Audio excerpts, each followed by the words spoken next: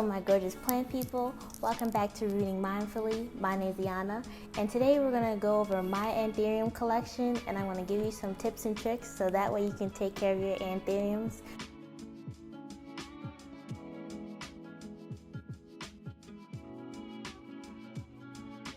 Alright, so I'm going to show you all the Anthuriums I currently have in my collection, and we have come a long way with Anthuriums. I have not always been good with Anthuriums, but I'm doing a lot better this year. I still have a ways to go, but I'm going to show you what we got going on. Alright, so the first Anthurium I have is the Anthurium metallicum. This I got from Equigenera. It does have a lot of damage. And that's something you kind of have to keep in mind, or you kind of have to take a risk with when you import plants. But this is how the plant came. I think this is the one that hasn't bounced back as quickly as the other ones. And it does have a little growth here, which it didn't have that before. So I think it's finally starting to come to. But this is such a cute plant, and I can't wait till see what happens with this growth point here. But this one's doing okay. I actually need to water it.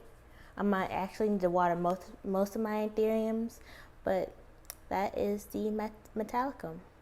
The next one I have is the Anthurium forgetii. This one is such a cute plant. There's actually at least two versions of this plant. There's one that doesn't have as much prominent veining, and then there's one that's known as the more silver veining, but this is the one that's not as prominent, even though this one looks like it is, but that's just a newer leaf. But you can see here on this one that it's not as prominent. But this is just such a cute plant. It kind of is like the Anthurium clarinervium, except for this has a closed sinus here, so you don't get that divot that you would with the clarinervium. But this is also another plant that I'm trying for the second time. My first one did not do as well as this one. The next one I have is the Anthurium forgetii, and for some reason this one isn't doing as well for me. I mean, it looks okay. This one is yellowing, but this is an older leaf. This one just isn't doing well for me, and I'm not sure why. It is the slowest growing besides the metallicum of all my Anthuriums. I think I only got 2 new leaves for this one, but this one actually didn't start well as well either, because I ordered this one off of eBay. I think it was from Eldon Tropicals, and when it came, it was so soaked, like it was disgusting. It was so wet that it was like in a container, and then the container was like in a plastic bag, and the soil was so wet that it was coming out of the bottom of the container, and it was just like muddy water and sludge at the bottom. It was so disgusting. So I actually had to uproot it. And actually, it wasn't even, like, say this was a pot, the plant was like hanging out of the pot like that, so it wasn't even in the pot when I received it. So I just went ahead and immediately repotted it. But that's like one of the few times I will go ahead and repot a plant when I first received it, and it's because it was in terrible condition. If I had kept it in that soil that it came in, it would have died. So I'm actually seeing some offshoots in here now that I'm looking at it. If you can see that little green speck there, so maybe it's going to do something. The next one is the Anthurium plowmanii, and my mom ordered this when she ordered hers from Planarina. And this one's a really beautiful plant. It was wrapped really well, and there was no damage on the plant, and it actually came with a care card, which was different. So I really appreciate that, especially if you're a newbie or you're someone who likes to have care cards or things like that. You like to have guides. That's something cool that I think that she does there. And it also has some growth coming in the middle there. I just love the wrinkles and crinkles that this plant has. And I've seen bigger versions of this plant, and they are just massive and beautiful. So I can't wait till mine gets to be that size, although I can wait a bit because if you see my houseplant collection, I do have some big giants, so I don't need all my plants to be big. But this is the Anthurium plowmanii. And then the next one I have is the Anthurium superbum. This one, I just love the texture and the upright growth of this plant. I don't know, for some reason I keep saying it reminds me of dino kale, but I love the ribbing here. It's kind of like the ribbing on the veitchii, but I think this one's better, honestly. This plant used to be expensive, and it kind of is kind of pricey on some websites, but I was able to find this at a local nurseries for $20. So I would definitely shop around for this plant if you want it, and I wouldn't necessarily pay a high ticket price for this one, but it is a really nice plant to have, and it is really low maintenance. I do have a growth in there, but this one's doing pretty well. And if you can see there, Anthuriums do have nice chunky root systems, so that helps them grow really well. The next one I have is the Anthurium cobra. This was in my mom's birthday haul. We got this from Ill Exotics. Now, I love this plant. I really love the texture and the growth pattern in this one. The only thing I'm really disappointed with is the quality of the plant. So usually I don't repot my plants when I first got them. However, my mom looked at hers, which caused me to look at mine. When she took hers out of the pot, almost all the roots just snapped like corn chips. Like, it was so weird. We were very gentle with the plant. She barely even touched it, and every time you just patted the soil in there, it just crack. Like, all the roots were popping off, and I was just like, oh my goodness, like, what is that? So I looked at mine and I repotted mine, and mine did the same thing, just all, like, most of the roots snapped off. So I don't know what it is with this plant, but we both got one, and both of our roots snapped off, and I've just not been really touching this plant. I just water it when the soil gets dry to hopefully not make it any worse. Hers, like, the roots are just pretty much gone. Like, she's trying to propagate it to see if she can save it, but I don't know with this plant. I don't know if I'm going to be able to maintain it. You can see that it already has a yellow leaf, but I just haven't even been touching this plant, honestly, because every time you touch it, the roots snap. So we'll pray for that one. And then we have my Queen Anthurium. This plant is just really gorgeous. This is the shipping leaf that it came with. You can see it's like kind of crunchy, but then the new leaf came out really silky and smooth, and you can see how, like, pliable it is. And I'm pretty sure it's done, for the maturity, but it's really velvety and soft, and this one's doing really well. It's currently growing a lot of roots in here. You can see these roots, but this plant isn't as tricky as I thought it was going to be. How everyone says that the Queen Anthurium is like the most challenging plant, but I haven't found it to be as challenging as a lot of people have said. I do have a couple of other plants that are more challenging than this one, so I'm not sure if it's just my environment or I don't know, but this one isn't as bad as I thought it was going to be. But it is a very beautiful plant, and I am so happy that it's growing well for me.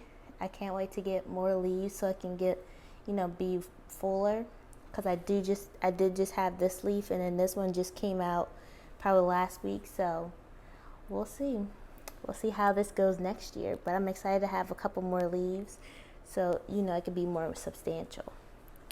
Also, with this plant, I'm gonna either have to prop it up on, I probably use another terracotta pot and flip it upside down, because with these Anthuriums, they do not like to have their leaves wet or you don't want them to damage. So I'm probably going to flip up another pot just so this one doesn't get damaged, because you can see on the very tip there that there was a little bit of water that was sitting on the leaf.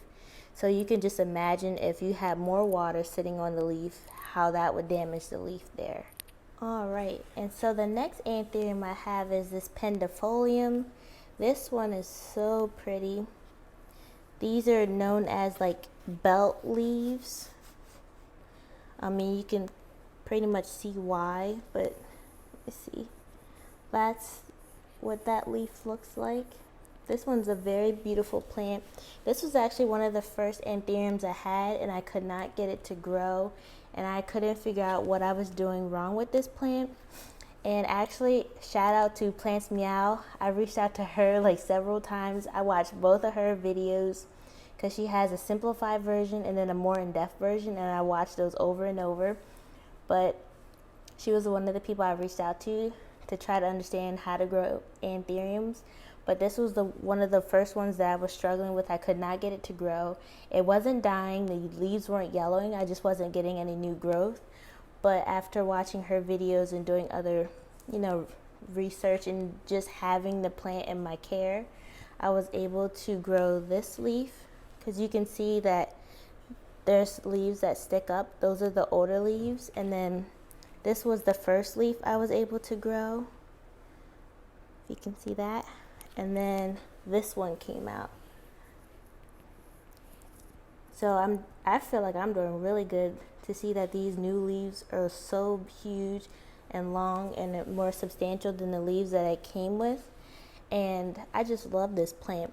The only thing is I have to find a place to put it where the leaves will be able to dangle off, because since they're not going to shoot upright, I have to have it, hang off to somewhere. And my mom had put it under my Sandy light, and it did kind of chlorinate it a little bit. So I might have to just try to think of other places to put this one. But like I said, this one is so beautiful and it just looks so nice. There's other versions of the belt leaf ones. You can get like the pendulifolium or the baker eye. But I really like this one. I also like the pendulifolium because it looks more satiny. So maybe in the future I might get that one. But I don't necessarily need it. But yeah, this is my pendulifolium. My next Anthurium is my Anthurium clarinervium. I got this one from Green Spaces ID. If you can see that. This one's kind of hard to show, but that's what that one looks like. I love the heart-shaped leaves of this plant, and just the veining is just so striking, and I love how it contrasts against the dark green of this plant. So it just is really a striking plant, and I have been having very good success with this plant. I had another one of this, and I gave the smaller version to my mom, and she's growing hers successfully. So I would say this one would be more of a beginner-friendly one in my opinion, just because she's never had an Anthurium, and it's growing well for her. So if you've never grown an Anthurium, I would definitely try this one, but let me see if I can show you guys. This is what mine looks like. This one has put out, I think, 3 leaves since I've gotten it, and they're really nice sized leaves, so that's what that one looks like. I also do keep the inflorescence on there, if you can see that. I do wait for them to get yellow like this, and then I'll cut them off, but I don't cut off my inflorescence because I like the way they look, and I also like the way, I just like having them because it lets me know that the plant is happy with the conditions. But I don't cut them off until they're yellow, so I'll be cutting this one off after this video. But this one's doing really well. It could stand to get more light. As you can see, some of the petioles are really long, but that's something I'll be working on going forward, would be to get these more light. And my last Anthurium is my Anthurium regale. This one is absolutely gorgeous. This new leaf here is still hardening, so I'm not sure how big it's gonna get. I think it might just stay that size. It might get a hair bigger, but It is so beautiful. Let me try to show you. This is one of the older leaves. As you can see, I did not have the care down when this leaf came out. I did not give the plant enough water, and that's why you see that this leaf is so curled, because it did not have enough moisture coming out. But you can see I definitely changed that when this leaf was coming out. So that's why this one looks a lot better than the first leaf there. But like I said, this plant is just so beautiful. It's doing a lot better. I love the veining on this one as well. And then to get a close-up, that is what that one looks like. And as you can see, we had a little bit of a humidity issue, but that was when the temperature dropped. So it's not terrible, but that's what that one looks like. And I love the petioles on this one. As you can see, the new petiole on the new plant, the new leaf is more of an orangey reddish color, and then the old one is green. But this is just a really beautiful plant, and I'm so happy that it's doing better, because I did try this one again for the second time. I really sucked at Anthuriums last year, but I'm redeeming myself. Alright, so going into the background and care for Anthuriums, they are part of the Araceae family. So they are, you know, part of the aeroids like philodendrons, monsteras, aglaonemas, plants like those. I would not say they're so much beginner friendly. I would say they're more intermediate. Maybe the clarinervium, you could try that one, or even the forgetii. But I would not say they're beginner friendly, just because with Anthuriums you really want to have your lighting down and you want to have your watering down. Those are the two main things that will determine how well your Anthurium will grow, in my opinion. As far as the lighting, I find that Anthurium really do like bright light. So if you could provide like an east window, that would be really well, and you can put them in your windowsill, or you can put them you can back them up a little bit more if you can't put them in the windowsill. But I would recommend the east window, or even if you have a northeast window. I have northeast windows and I have a northwest, and some of these are in the northwest, but I do have a grow light over top of them. So I find that to be really helpful. If you don't have the east, you could do like a north window, but just try to provide additional lighting. If you have something that's stronger, then you just want to pull them back a little bit. For watering, Anthuriums love to be watered. And this is something that I didn't have down before I watched Plant Meow's video. They do like to be watered, and I water my Anthuriums about twice a week. They're on the same frequency as my ferns, because last year when I had Anthuriums, I wasn't watering them enough. Every time I turned around, I'd have my forgetii was like leaned over like that, and it was because I wasn't giving enough water. And honestly, I was afraid to water them because I thought I was going to be, you know, over watering them, but they really do need water. And so what I do is most of the times I do let them dry out, which is not always good. So I try to catch it when the moisture meter is reading a 2 or a 3, most likely the 3, and I'll go ahead and water them. But like I said, I do that about twice a week, and I really try hard not to let them dry out too much, because when you let them go too long, you will have the leaf curling like you saw on the regale. And then sometimes when the leaf curls too much, or you let them dry out too much, it won't bounce back. So you want to make sure that that's what happens when you give him bananas. But anyway, like I said, you want to make sure that you don't let them dry out too much, because then the leaf won't uncurl. Like, it's kind of like permanent damage. So a little bit drying, but not too much. For temperatures, Anthuriums like to be in temperatures, I would say at least 50 degrees. 50 degrees, if you go any lower than that, you're probably going to risk damaging your plant permanently, if not killing it. And then they want to reach temperatures like, say, 75 to 80 degrees. That would be a really good point. Like monsteras and philodendrons, they really like warm temperatures because, of course, they're tropical plants. And as far as humidity, if you can do at least 60%, you're doing really well. So when you provide higher humidities, the leaf will be able to unfurl, you know, completely. It won't have those marred edges or edges like this. So if you can provide extra humidity, you'll have less scarring on the leaves, and that's really what you want to aim for. So if you see that your plants are still unfurling, they're unfurling but they're kind of scarred and crinkled, you need to bump up your humidity just a little bit, because when they're coming out of the sheath or they're unfurling, they're damaging themselves because there's not enough moisture. As far as fertilization, I just fertilize every time I water. It makes it easy for me.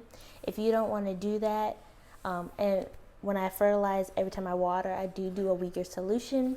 So if you don't want to do that and you want to do it normally, you can just fertilize every 2 weeks or once a month, and that would be fine as well. Just follow the instructions on the back of your fertilizer.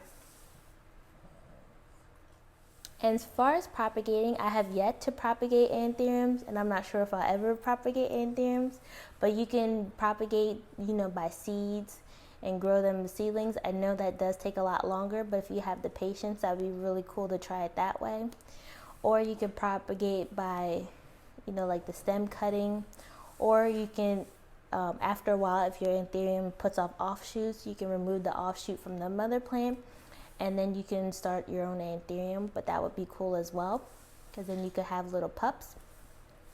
But yeah, those are all of the tips I have for anthuriums and the care. You really just want to make sure you're providing enough light. Like I said, they really like bright light. I would say they like more light than monsteras and philodendrons. And then you want to make sure that you keep them watered. Like I said, I water mine about twice a week, and that seems to work well for them. But you want to always use your moisture meter and make sure that you're not going to overwater the plant. If it's in the wet, or if it's moist or wet, you don't need to water it. Just, you know, go by the moisture meter. When it starts to enter the dry zone, you can go ahead and water it again. But that's all I have for you guys. If you guys have any anthuriums, leave them in the comment section below. If you're struggling, let me know. I just want to thank you guys for liking my videos.